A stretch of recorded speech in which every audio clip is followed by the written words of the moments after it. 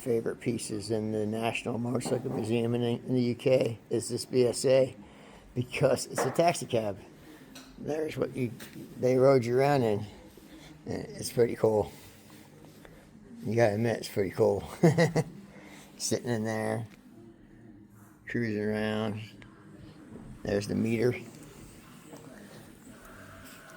It'd be pretty cool back then, man. 1924. Pretty cool. It's a cool piece, man.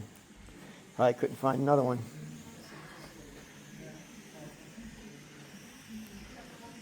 BSA taxi combo.